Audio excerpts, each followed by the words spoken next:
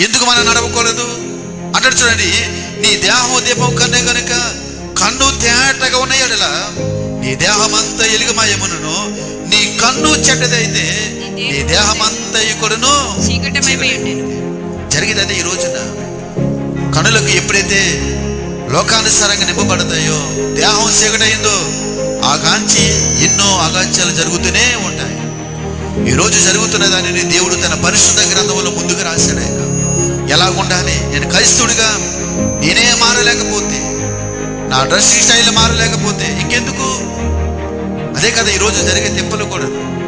దేవుని మందిరం రావటం అంటే ఏదో కానుకలు ఇవ్వటమోను, ఏదో అవసరాలు తీర్చుకునే కాదు.